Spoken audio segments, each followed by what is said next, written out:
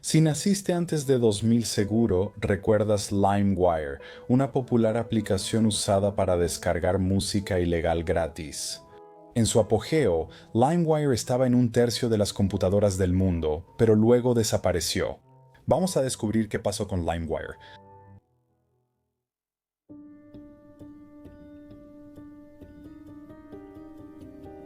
Es importante entender qué era LimeWire, ya que la mayoría de sus usuarios no sabían cómo funcionaba. LimeWire era una plataforma de intercambio de archivos entre pares, distinta a la descarga tradicional. Antes se usaba un software para buscar archivos en otras computadoras, en vez de un navegador web para encontrar archivos en un servidor web. Estas computadoras, al ser de personas comunes, se llamaban pares en vez de servidores, aunque cumplían la misma función. Alguien podía alojar un archivo en su disco duro para que otras personas lo descargaran. Así, los nuevos usuarios alojaban el archivo en su disco, facilitando descargas más rápidas a otros. Este enfoque comunitario para compartir archivos ofrecía varios beneficios. Era completamente gratis, no había restricciones impuestas por una empresa y podías acceder a casi cualquier cosa que quisieras, todo desde la comodidad de tu hogar.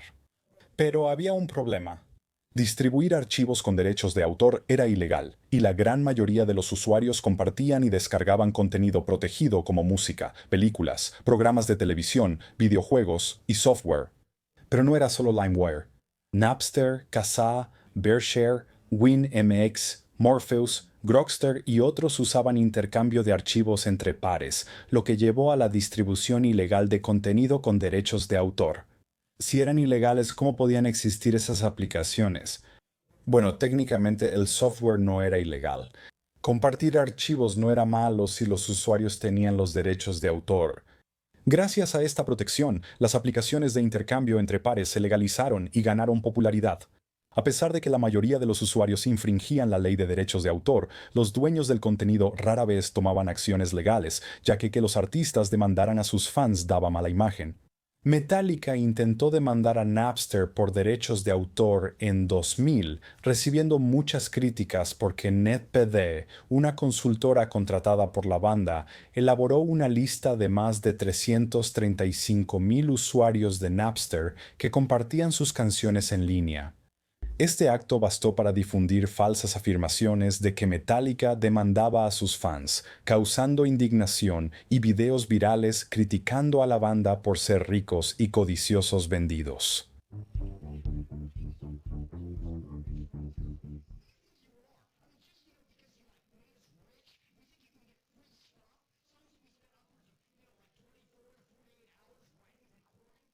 Sin muchas opciones legales para artistas y discográficas, los usuarios intercambiaban canciones en plataformas como LimeWire sin preocuparse mucho. De hecho, algunos lo hacían con orgullo, llamándose a sí mismos piratas. La mayoría solo quería una forma fácil de escuchar sus canciones favoritas. Porque en los años 90 y principios de los 2000 solo había un par de formas de disfrutar la música, en un CD físico o en la radio. Eso era todo. Esos métodos eran incómodos y a menudo caros. Escuchar la radio era la opción más económica, ya que solo necesitabas comprar un estéreo que costaba entre $1 y $200, pero si querías la comodidad de escuchar canciones específicas a demanda y sin comerciales, eso significaba comprar CDs y un estéreo o reproductor de CD. A 10 a $15 por disco comprar solo 20 de tus álbumes favoritos costaría cientos de dólares. No se podían comprar canciones individuales. Así que si solo te interesaba un sencillo exitoso, tenías que comprar el álbum en el que venía. El formato físico de los CD implicaba ir a tiendas como Circuit City o Coconuts y dedicar tiempo a buscar y comprar álbumes. Aunque era una actividad agradable, ir a la tienda de música por cada álbum nuevo solía ser molesto. Así que, con la popularización de Internet, el concepto de música digital ganó fuerza, ya que resolvía todos los problemas de costo y conveniencia de los CD físicos. La música digital se podía compartir en Napster o LimeWire de forma gratuita y podías descargar un álbum completo sin salir de tu casa. También podías poner música digital en un CD virgen usando la unidad de disco de una computadora para grabar canciones. Así podías escuchar tu música en el auto, un reproductor de CD portátil o un estéreo casero. Estaba claro que descargar música de Internet era el futuro, pero la legalidad de esto desanimó a las discográficas del concepto, quienes impulsaron agresivamente la venta de CDs físicos, sin planes de ofrecer su música en Internet. Así que los usuarios, quisieran o no infringir la ley, no tenían opción. O descargabas música de LimeWire o ibas a Circuit City y te tomabas el tiempo de comprar un álbum. Pero a pesar de ser gratis y conveniente, LimeWire tenía sus propios defectos, lo que causaba problemas para los usuarios, los artistas y la propia compañía.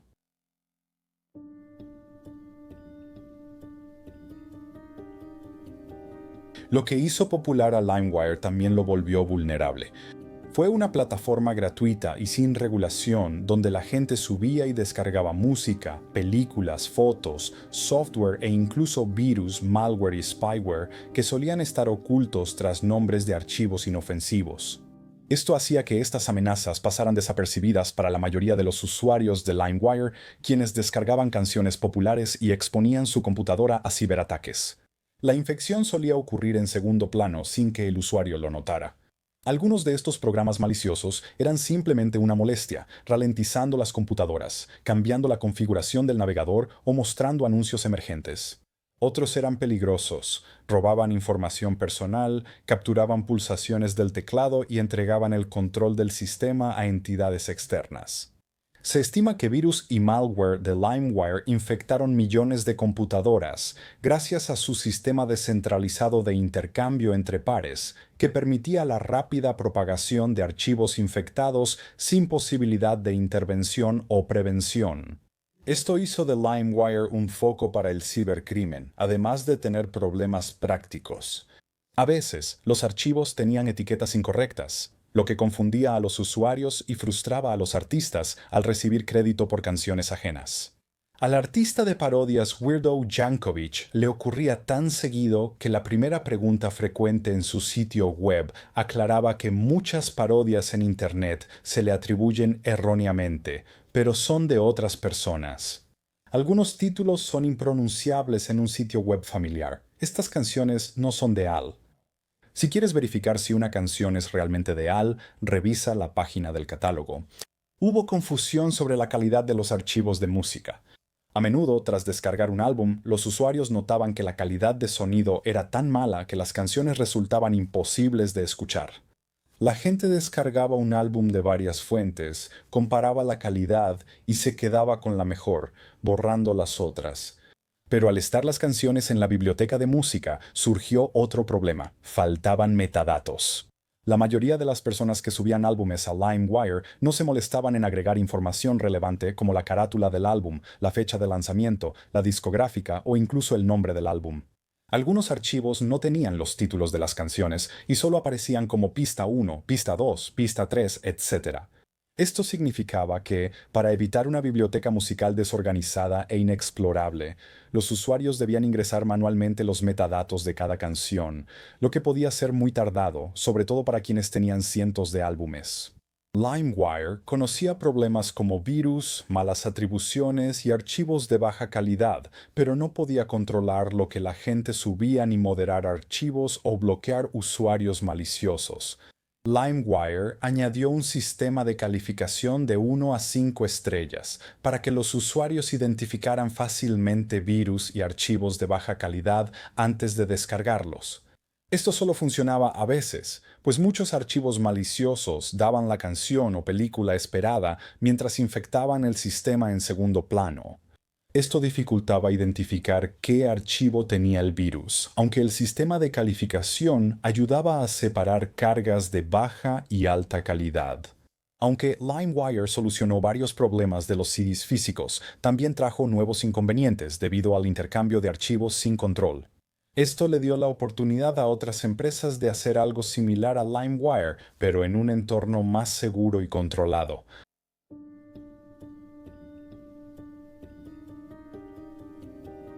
A inicios de los 2000, ante millones de descargas ilegales diarias, la industria musical intentaba cerrar sitios de intercambio de archivos como LimeWire.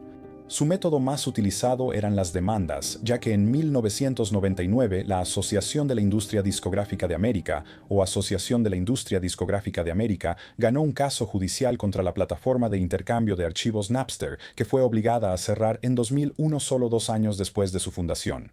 Así que la Asociación de la Industria Discográfica de América tomó el mismo enfoque con LimeWire, pero sabían que el caso por infracción de derechos de autor sería más difícil de probar. LimeWire fue creado durante el juicio entre la Asociación de la Industria Discográfica de América y Napster, así que su fundador, Mark Gordon, tuvo una guía de qué evitar al desarrollar una plataforma de intercambio de archivos entre pares. Pudo construir el software de una manera que evitó los problemas legales que habían acabado con Napster. Esto se logró haciendo que LimeWire fuera completamente descentralizado, lo que significaba que nunca almacenaban, gestionaban ni transferían ningún archivo. Napster, en cambio, era centralizado y gestionaba todas las transferencias de archivos desde su propio servidor. Napster controlaba el intercambio de archivos, por lo que era fácil responsabilizarlos por distribuir contenido con derechos de autor. Pero debido a la descentralización de LimeWire, la Asociación de la Industria Discográfica de América tuvo más dificultades para armar un caso en su contra, por lo que, a pesar de que la plataforma se lanzó en 2000, LimeWire no recibió ninguna demanda durante más de 6 años. Esto permitió que la plataforma creciera rápidamente, sumando millones de usuarios cada año. Esto generó cientos de millones de descargas ilegales anuales, costando miles de millones a la industria musical. Desde el lanzamiento de LimeWire en 2000, las ventas de álbumes bajaron por primera vez desde la creación de los CD en los años 80. Los clientes dejaban en claro que preferían obtener su música en línea, fuera legal o no. La industria musical tuvo que responder a la piratería con algo más que demandas, ya que cuando lograban cerrar una plataforma de intercambio de archivos como Napster, simplemente surgía otra como LimeWire para ocupar su lugar. Así que las principales discográficas se pusieron a trabajar en la creación de una alternativa legal a la piratería, y en 2001 lanzaron 2 plataformas de música en línea, MusicNet, que era una empresa conjunta entre las compañías discográficas Warner Music Group, BMG, Electric and Musical Industries, y una empresa de software llamada Real Networks. Era un servicio por suscripción que ofrecía acceso a una biblioteca de 100,000 canciones por $9.95 al mes. Sin embargo, los usuarios no podían descargar canciones, algo clave a inicios de los 2000. En ese tiempo, el Wi-Fi casi no existía y los dispositivos para escuchar música, como estéreos, reproductores MP3 y de CD, no tenían internet, así que no podían usar la música en línea. Los usuarios necesitaban descargar canciones y muchas veces grabarlas en discos. El problema era que no podían hacer eso con MusicNet. Los usuarios podían descargar canciones por $19.95 al mes, pero no grabarlas ni transferirlas a un reproductor MP3. Esto se debía a que las discográficas bloqueaban los archivos de canciones con gestión de derechos digitales o restricciones gestión de derechos digitales para evitar la piratería. La segunda plataforma de música en línea se llamaba PressPlay, creada por las discográficas Sony Music Entertainment y Universal Music Group, con un equipo propio de ingenieros de software. Funcionaba de manera similar a MusicNet, cobrando a los usuarios $15 al mes para transmitir canciones, pero había muchas restricciones. Por ejemplo, cada mes los usuarios solo podían transmitir 500 canciones, descargar 50 y grabar 10 en un CD. Y si eso no fuera suficiente, no todas las canciones podían descargarse y los usuarios no podían grabar más de 2 canciones del mismo artista en un CD. Así que no solo estos servicios eran increíblemente inconvenientes, sino que también eran confusos y difíciles de usar. Tras un año de operación, casi nadie usaba MusicNet o PressPlay. La piratería alcanzó su máximo histórico y las ventas de álbumes seguían cayendo. Los ejecutivos de las discográficas estaban en pánico, mientras los clientes les suplicaban una forma sencilla y conveniente de comprar canciones en línea, y uno de esos clientes resultó ser Steve Jobs.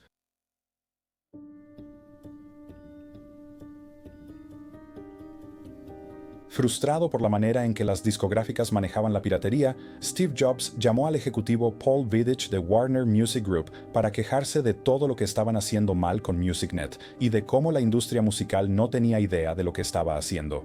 Explicó que los mejores ingenieros de software no trabajaban en la industria musical, sino en empresas tecnológicas como Apple.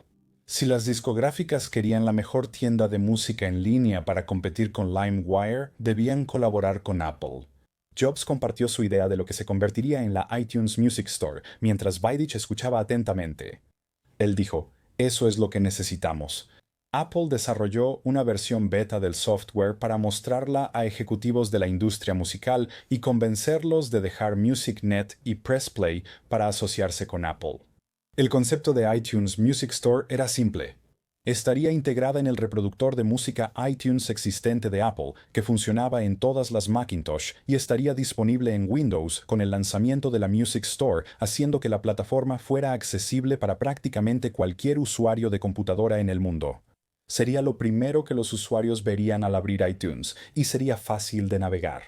Steve Jobs insistió en que los usuarios no querían rentar ni transmitir su música, querían poseerla, descargarla y hacer todo con sus canciones de iTunes que podían hacer con canciones de CDs físicos, como grabarlas en tantos discos como quisieran, copiar canciones a reproductores de música como los iPods y transferir canciones a otras computadoras.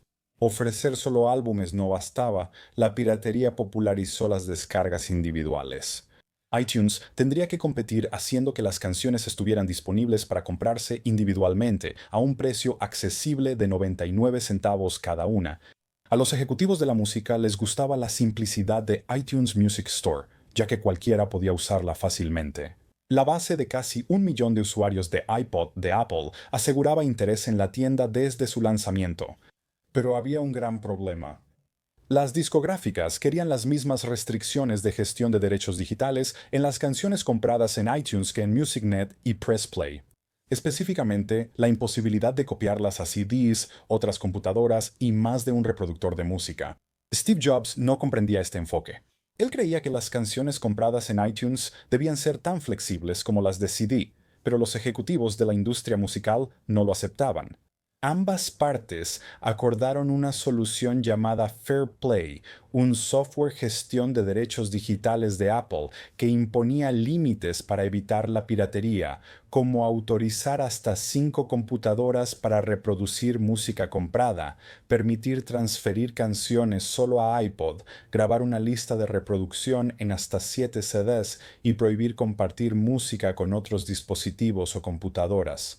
Esto significaba que las canciones de iTunes eran más restrictivas que aquellas copiadas desde un CD físico, pero los usuarios tendrían mucha más libertad que con MusicNet o PressPlay. Como Apple logró convencer a las 5 discográficas más grandes de vender todo su catálogo musical en iTunes, la plataforma tenía más de 200.000 canciones en su lanzamiento, más del doble que cualquier otra tienda de música en línea. En 2003, el servicio se lanzó para Mac y Windows en Estados Unidos. Durante su presentación, Steve Jobs dijo, creemos que el 80% de quienes roban cosas no quieren hacerlo. No existe alternativa legal. La forma de combatir la piratería no es procesar a quienes roban, sino competir con ella. Y parecía tener razón, pues iTunes llegó al 1 millón de descargas en su primera semana, creciendo más rápido que cualquier otra plataforma musical en línea hasta entonces. Durante los últimos 3 años, LimeWire había existido sin competencia seria, pero con la entrada de Apple en el mercado, eso estaba a punto de cambiar.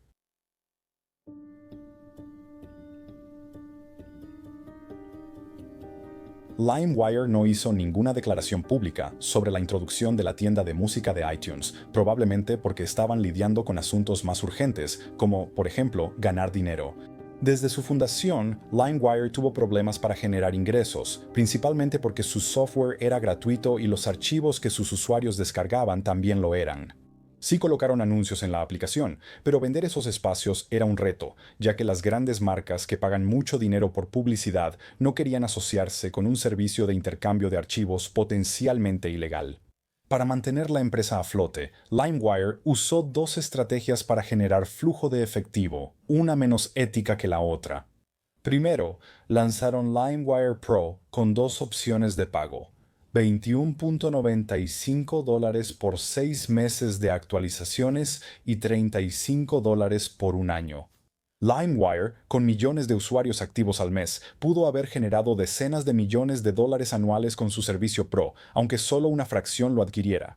Pero ser una plataforma de intercambio de archivos legalmente ambigua hacía que los usuarios dudaran en proporcionar la información de su tarjeta de crédito, especialmente porque la propuesta de venta de LimeWire Pro no era muy convincente. Prometía ofrecer velocidades de descarga más rápidas al conectar a los usuarios con 10 anfitriones de archivos en lugar de 8, pero la mayoría de las personas notó muy poca mejora en la velocidad. LimeWire Pro prometía búsquedas más extensas y precisas, aunque esto solo servía para encontrar archivos poco populares, algo que pocos usuarios hacían. Actualizar también eliminaba los anuncios y añadía acceso al soporte al cliente, pero estos beneficios no resolvían los mayores inconvenientes del servicio, como archivos mal etiquetados, metadatos faltantes y virus ocultos. El principal obstáculo para vender LimeWire Pro era que los usuarios compartían gratis la aplicación Pro en LimeWire, disfrutando sus beneficios sin pagar. La empresa intentó otra forma menos ética de ganar dinero, incluyendo software espía en la descarga de LimeWire. Comenzaron con LimeShop, un software desarrollado por Moxie Interactive que se usaba para marketing de afiliados. Se instalaba en las computadoras sin que los usuarios lo supieran y rastreaba sus hábitos de navegación y compras en línea. LimeShop mostraba anuncios y ventanas emergentes que los usuarios debían cerrar. Luego los redirigía a sitios de afiliados, permitiendo que LimeWire obtuviera comisiones por compras en línea. Esta era una forma decente para que LimeWire ganara dinero, pero les costó la confianza de los usuarios, porque eventualmente la gente empezó a descubrir LimeShop en sus computadoras y se dio cuenta de dónde venía. Muchos intentaron desinstalar LimeWire para eliminar LimeShop, pero no funcionó. A pesar de haberse descargado juntos, el software no podía eliminarse al mismo tiempo, lo que provocó una gran reacción negativa entre los usuarios, quienes exigieron que LimeWire dejara de incluir software espía en su archivo de descarga y ofreciera una forma sencilla de eliminar LimeShop de las computadoras existentes. En 2004, la empresa accedió y prometió dejar de incluir otros programas con la aplicación LimeWire. Esto puso a LimeWire en una situación difícil. No estaban ganando mucho dinero con su aplicación Pro, habían perdido los ingresos de marketing de afiliados de LimeShop y habían violado la confianza que los usuarios tenían en su empresa. Ahora enfrentaban dos problemas, un desastre de relaciones públicas y otro financiero. Todo esto mientras iTunes Music Store celebraba su primer año con más de 70 millones de canciones vendidas.